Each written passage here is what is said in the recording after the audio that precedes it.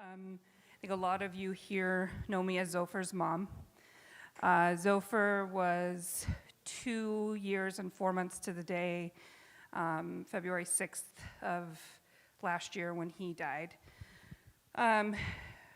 The kind of lead up to Zopher's death was extremely unexpected and fairly drawn out. In August of 2017, Zopher got a stomach bug, and it was like a little 3-day stomach bug, no big deal. He responded to illnesses basically like a typical child did. Sometimes he would need help with lung issues if he had a bad respiratory infection, but stomach bugs were never an issue. So he had about a 3-day stomach bug, and then followed by a viral rash. And the viral rash kind of came and went for about a month. And it went away for a little bit, and then another viral rash came, and so the most reasonable explanation was just that he had back-to-back viruses, which made sense to everyone. And then we had about a week or so of normal Zopher back, and then it was just like a light switch night and day. He went from our happy little guy to the next day, he could only tolerate about 2 ounces at a time of anything in his stomach, meds, liquid, food, anything. It started with he would just vomit the rest of it back up, but it very quickly, like within a matter of days, turned into any volume of anything in his stomach would cause extreme pain episodes. So by his second birthday in October, he had a central line placed for nutrition because he couldn't tolerate anything. 5 mils of med in his stomach at that point would cause extreme severe pain reaction. And we obviously tried all, GJ, we tried everything. We were at Seattle Children's, so they left no stone unturned. So by October, he had the central line for nutrition, and by about New Year's Eve, Christmas, New Year's Eve, the pain episodes were so extreme that we couldn't have him at home anymore, really. He was on heavy doses of ketamine, morphine, oxycodone, and we were also using THC under doctor's supervision. And the pain was so extreme that we had to be inpatient so that he could be on 24/7 IV for pain control. And then by the end of January, the last day of January, we realized that he'd been telling us for a while at that point that he was done. And as his parents, I'm sure that all of you can understand that that was hard to accept or listen to from him. So we decided to take him home on hospice at that point. And we took him home on February 1st, and he died in my husband's arms on February 6th. And it was awful, but having him home and having him my husband was his safe place. He was always happiest in my husband's arms. There's a big joke that I produce children who prefer my husband, which I guess, is fine with me because at least I get a break every once in a while. But he was in his safe place, and that's where he got to take his last breath, and he was at home, and we know that he wasn't in pain and he wasn't scared. And what we've learned a lot of things through this journey. We've learned a lot of things about ourselves. We've learned a lot of things about where we are with medical science, really. And thank you, I'll just take it. And we've learned a few things that we can, pass on to try to help any of you that ever find yourself in that situation. And we desperately hope you never do. And these things can also be applied if you're just in medical crisis. I think the first thing would be to involve a patient family advocate early and often. Just involve them early and have them there the entire time. Neither my husband or I are what you would call timid people. And we found ourselves, until we accepted help from the patient advocate, we didn't really realize the things that we were missing. And most importantly, the biggest thing that we were missing, and that was just spending quality time with Zopher, because we were spending time doing patient care conferences with all of the different specialties so we could make sure that pain was on the same page as GI. And you know, you can let some of that go. I know it's really hard as an SLO parent. You don't feel like you can let it go, but you can. And I think you have to. I think for yourself and for your child, you have to let it go. Another thing that we learned that I think we can pass on is that there are pain medication options available in situations like ours that typically wouldn't be used for your children or for any children. And involving palliative care early was a really big deal for us. And we involved palliative care before the thought of death was ever entered our minds. And I mean, maybe not before it entered our doctors' minds, but it was early on. And getting over that mental block that palliative care always means end of life, because it absolutely doesn't. Palliative care was able to work with the pain team at Children's and get meds approved in the blink of an eye that you know, there'd been serious pushback about. So, patient family advocate, palliative care, and then I'm going to keep this kind of short and sweet. What I would leave you guys with is a request, or it's probably actually more like a plea. The only way that my husband and I are ever going to know why our son died is with continued research. And what that means is continued fundraising, but most importantly, it means that our families, all of our families, get involved in the research studies.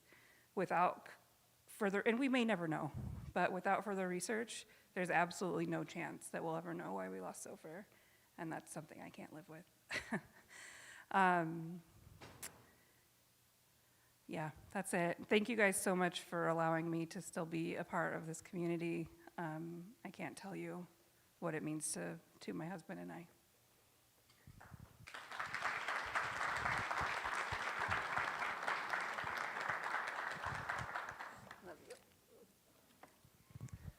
Oh, it's amazing to be in a room with people who I have only met virtually. It's really pretty incredible.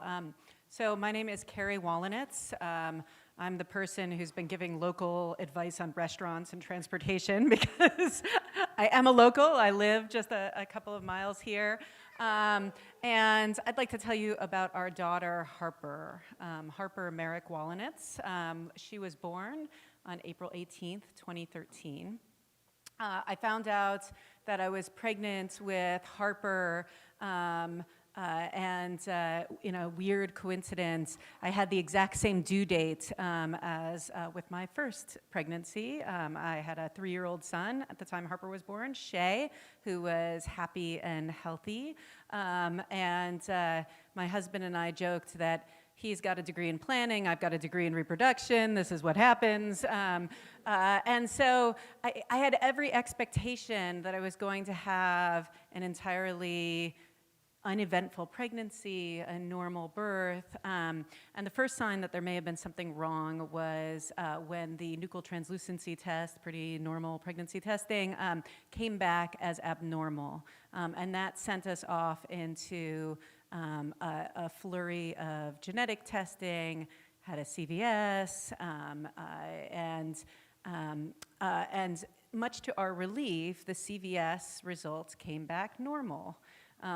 Because NT thickness is mostly associated with chromosomal problems like Down syndrome, and so none of that came out. There was no reason to believe that we were SLO carriers at that point.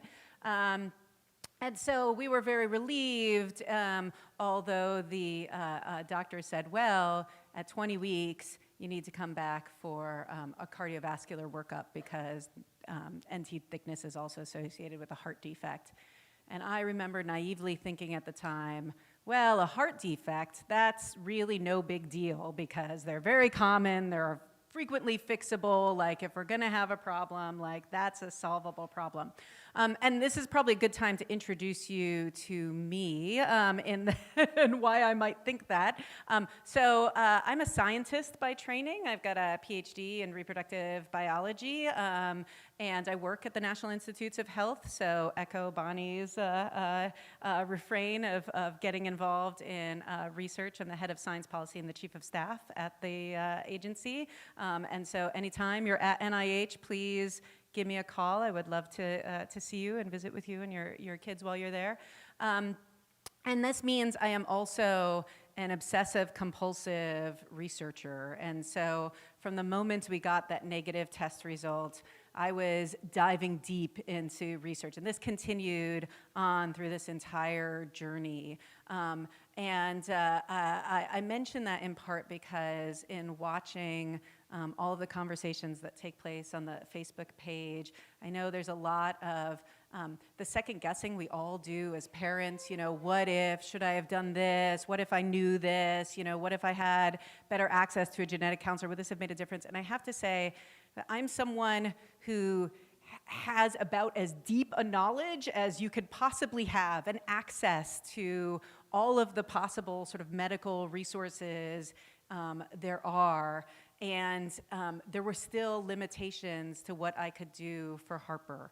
And I think that's important to understand when, in not beating yourself up for what we can and can't do as parents. No matter who you are, no matter where you are, there may be limitations on that are nobody's fault. They just are part of the disease. We discovered, in fact, that Harper did have a heart defect and discovered a number of other problems as well in utero. She was not growing fast enough. She had what appeared to be club feet. And I, somewhere about halfway through the pregnancy, as we were discovering all this, first of all, I began blogging because I found that very therapeutic, but I also, again, began to obsessively research, sure that I would figure out what this was. And all we knew was that it seemed to be all these independent things. So then I said, no, let's do more genetic testing. And so I had an amnio in addition to the CVS I already had, which again, didn't show anything abnormal because we had no specific reason to suspect SLO, and it's not part of the sort of normal panoply of tests that you would do. So I discovered that Harper had SLO the day she was born. She was delivered by C-section, and the first really big sign that there was something major wrong is the doctor said, "Congratulations, it's a girl." And my husband and I had admitted moments before that we had both peaked we didn't want to find out the gender, but we admitted we had both peaked at the genetic test results and knew that chromosomally the baby was a boy, XY chromosomes. And so when the doctor said, it's a girl, our first reaction was, hey, maybe there's something wrong in the testing. And we were actually sort of excited by that because we thought, oh, maybe the tests are wrong. There's something else. But then we quickly realized, no, that means there's something bigger wrong.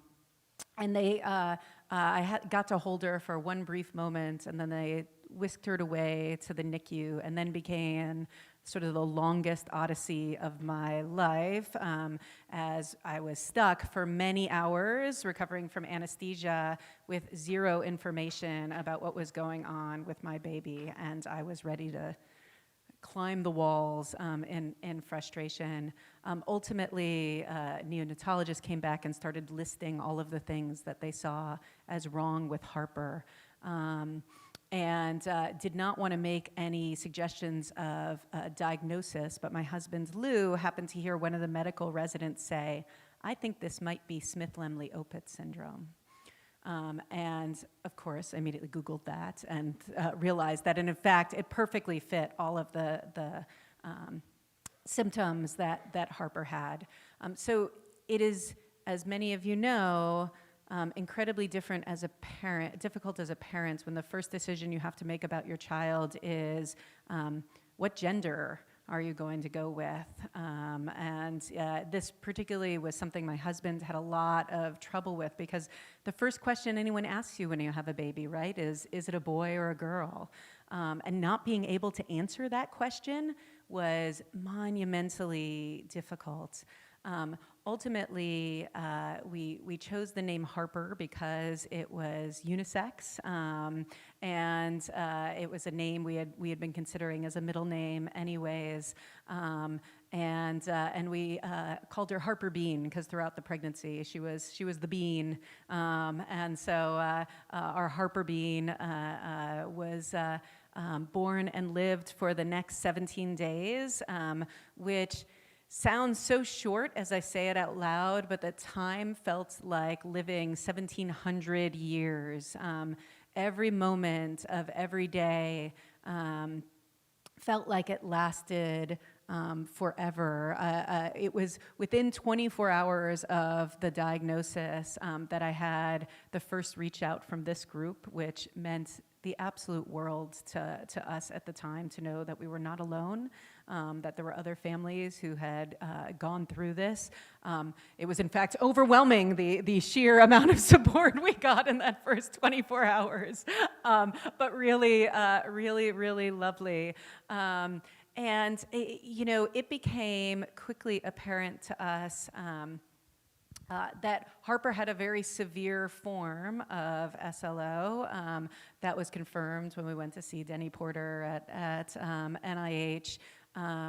And we made the decision at that point that we wanted to keep Harper comfortable, but we weren't going to take a lot of extraordinary medical measures because we knew that her chances of long-term survival were not good. That was an impossible decision, and I think as I talk to other parents who have gone through this, who have struggled with that, all I can say is there is no right or wrong. There is just what is between you and your child, who you love, and you take it moment by moment and second by second, and you make the best decision at the time. In our case, Harper was so sick, just getting an IV line was a major struggle, and you could see her suffering through that, and we couldn't stand to watch her suffer. We couldn't stand to watch her in pain. And so we also explored hospice care. Hospice is amazing. People who work in hospice do God's work. They are really extraordinary resources. And I have to say, there's also peace in that decision, because as Bonny noted, from that point forward, we just got to be with Harper. We got to hold her, we got to kiss her little head, we got to listen to the sounds of her breath and just love her. And we knew as we were holding her that we were holding our baby who was dying. We didn't know if she would beat the odds and survive that, or if we would be saying goodbye any day. But just getting the chance to not have to make 1,000 medical decisions a day and just be able to be her mom and enjoy the time we had with her meant everything. Harper was supposed to come home for hospice, but was getting sicker and sicker. And so I said goodbye to her the night before she was supposed to come home, and drove home to get ready for her coming home, and got a call from the hospital that said, "We really think you should come back." And in what felt like the world's worst sitcom script, we started to drive back to the hospital only to run into 1,000 different obstacles along the way. Construction, traffic. We had to go, so we live in Maryland, Georgetown is in DC. We had to drive into Virginia and then back out of Virginia into DC just to get to the hospital. It was an agonizing moment, but we did manage to get to the hospital and held her before she died, and she died in our arms, which my worst fear was that she would die alone in the hospital, and so the fact that she didn't was incredibly important to me. And then people joke when you have a baby that there's no instruction book given to you when you get home from the hospital. There's more learning and learning to drive a car than there is in being a parent. There's no instruction book for what happens when your child dies either. I remember having this feeling as I was holding her after she died and thinking, I have no idea what happens next. No idea what happens next. I'd never planned a funeral. I had literally no clue about what the next steps were. And again, this is where the folks at hospice were incredibly helpful in going through that. And I will say, since then, one of the things that I've learned, having lost a child, is how many people around me had also lost children and I had no idea. It's this secret club that no one wants to belong to, but you are fully embraced into by this common, awful, shared experience. And so I really learned a lot from other parents, too, who had gone through this. Just to conclude, I want to talk about surviving this, because it's inconceivable, right? I think that I am sort of longer out from this experience than Bonny and Amy and Andy. And it is true that over time it gets easier, but that first year is indescribably awful and impossible. It is a nonstop whirlwind of emotion. It is a, 1 minute you're, deliriously happy, and the next minute you're on the floor sobbing, and you have zero control, which was very hard for me because I am a control freak. And so in my case, having an older child at home forced me to get out of bed every day because my son needed me, but that wasn't easy. And then within a couple of months of Harper dying, I was pregnant again. And then being pregnant and simultaneously mourning is an emotional maelstrom in and of itself. You spend, as Bonny knows, first of all, those first few months when you don't know whether or not your baby has SLO are the worst few months in the history of the universe. You spend every moment obsessively thinking about this. I dealt with it in a very mature way by going to Australia, which was like the farthest for vacation, which was the farthest place I could think of to go, because I just felt this urgent need to escape my current reality and try to deal with this. And it was in Australia that I found out that my son did not have SLO, which was this moment of simultaneous joy and pain. Joy because I wanted another baby so badly, but pain because he was only existing because my daughter had died. And that is another lesson from this whole experience is you can simultaneously feel absolutely conflicting emotions at all times, and somehow that is perfectly normal in your lifetime. And then finally, I will say, it's always hard to know, and I didn't realize it until I became one myself, how to act around parents who have lost children. It means everything to me that Harper's name is remembered. She left an enormous impact on our lives. I think she left an enormous impact on the world in the 17 days that she was born.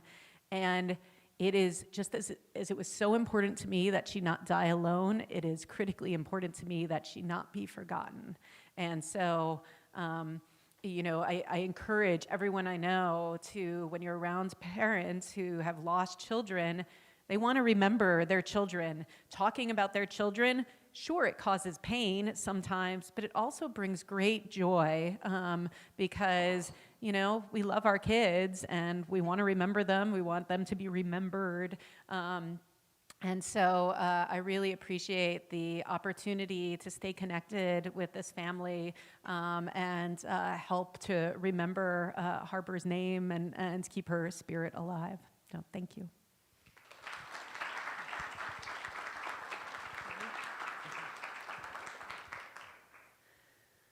Hi, I'm Amy DiNunzio. This is my husband, Andy.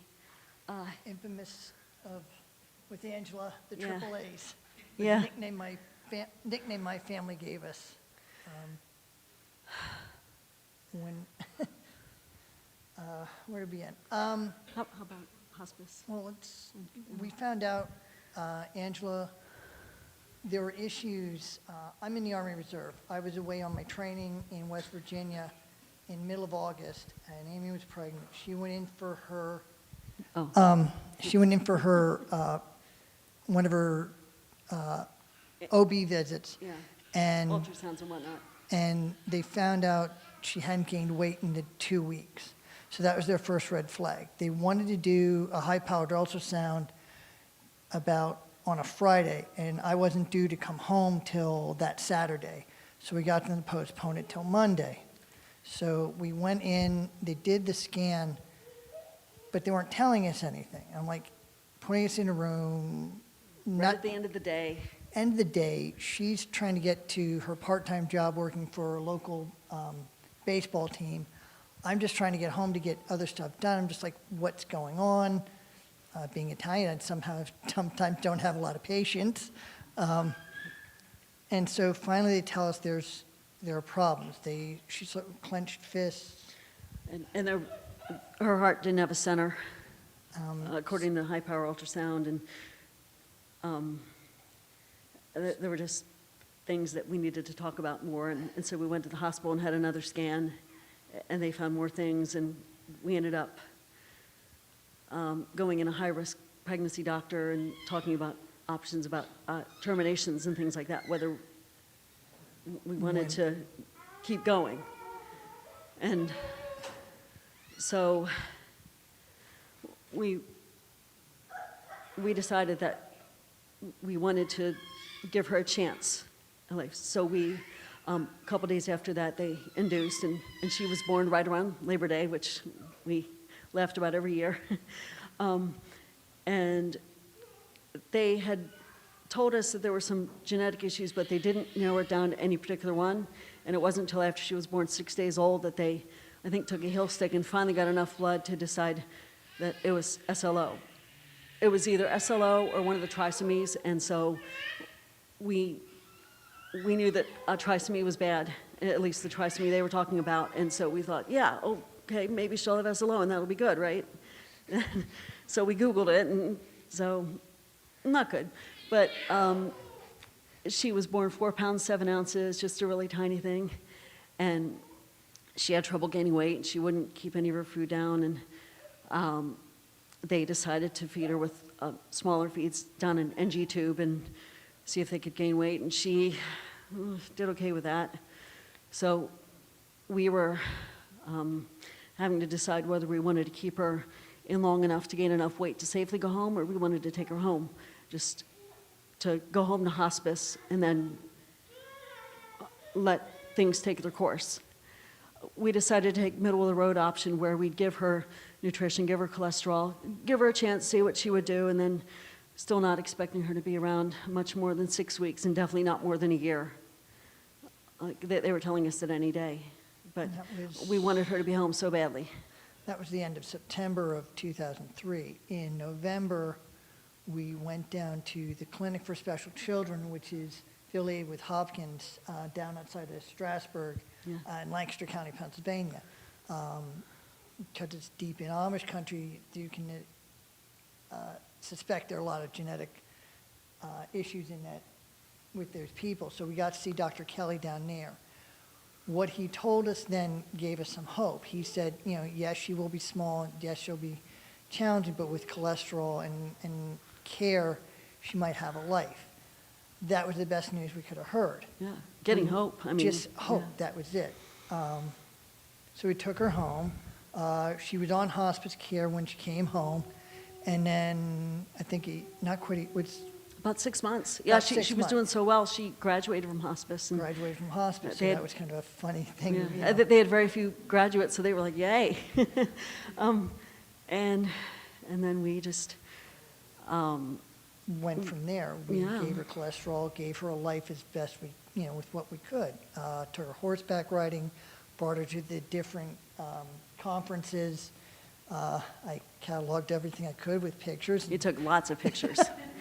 I mean, And took her to meet lots of people. I mean, that was our goal. We wanted her to live and see so much. Friend of my wife's, of Amy's, got us on a Make-A-Wish trip to Disney World, which we really enjoyed. Had some fun down there. We were fortunate we had so many, we had so many friends and so much love.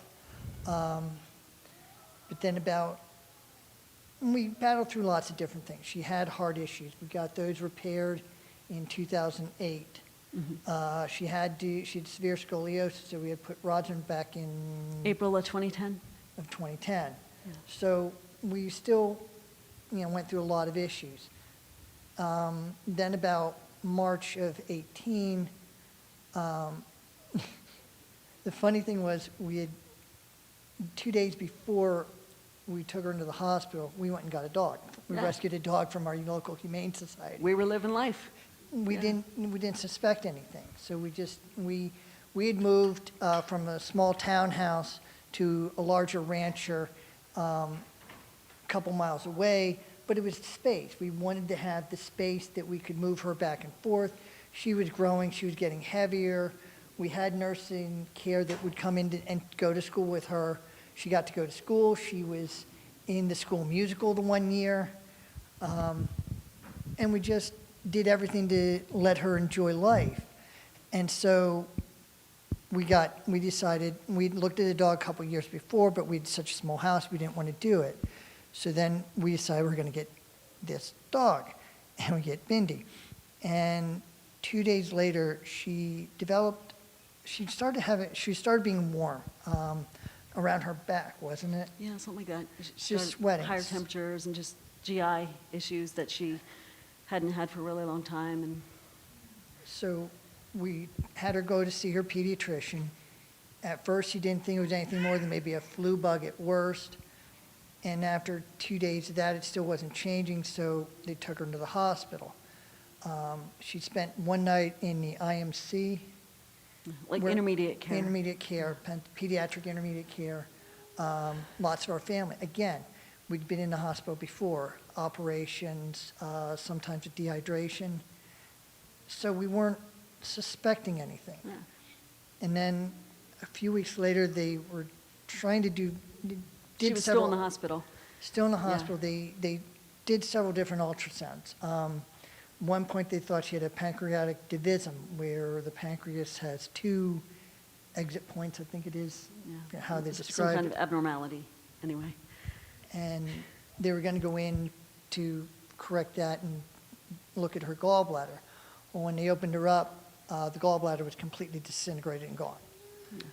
I It thought exploded. it exploded, and I thought that was a turning point in a positive direction. Simply because my grandfather ended up not being drafted in World War II because he didn't have a gallbladder, and he lived a long life. So I thought maybe this is a turning point in something where we'll get her home eventually.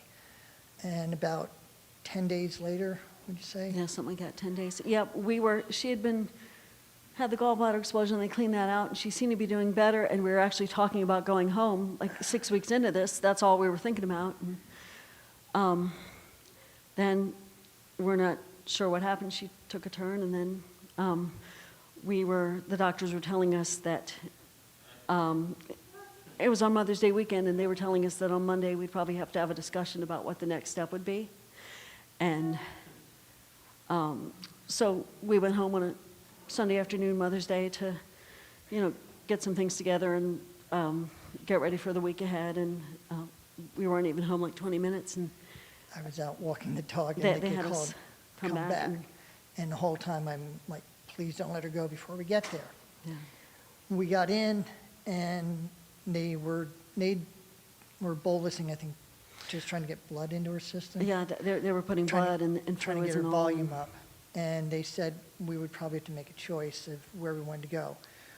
And we did the same thing. We didn't want any heroic measures, anything more than what had been done up to this point. So we called our families, my mother, my sister, my niece, my aunt, her mom, her stepfather, and her brother came over. Her father and stepmother were away on vacation in Massanutten, Virginia, and couldn't make it back.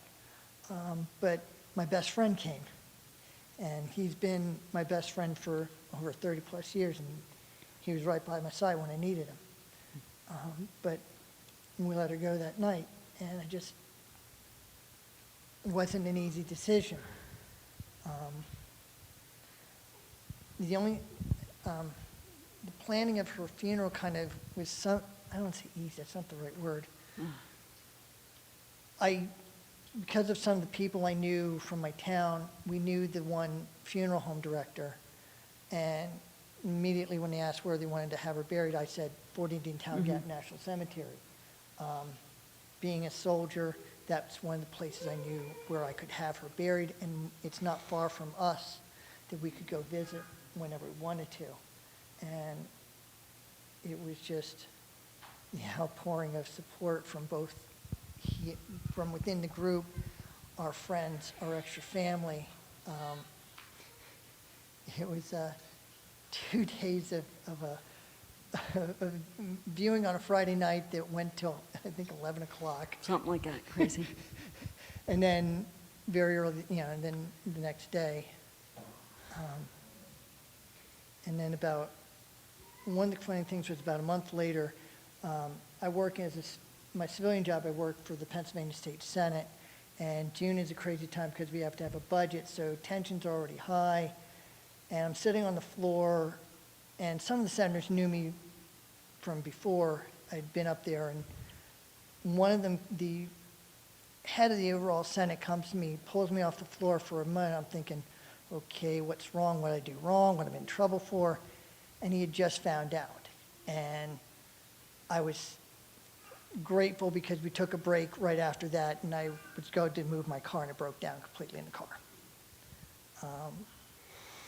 But the support we've always had has always been amazing, not only from within the group, but our families.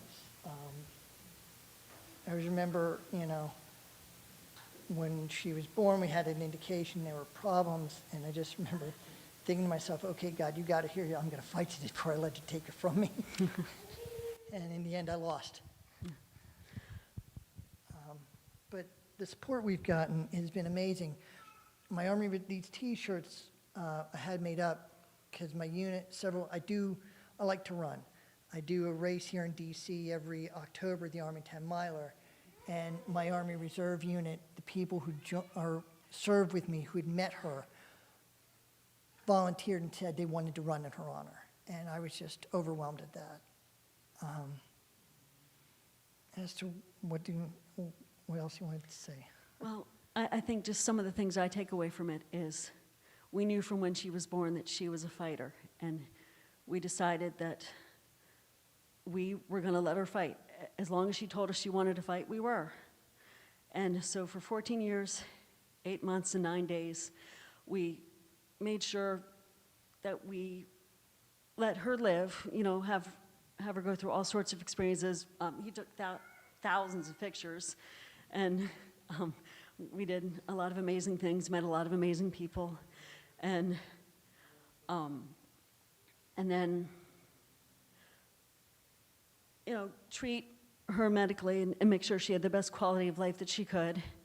And then when it came time for the end, she did tell us when she was ready, and we made sure to listen.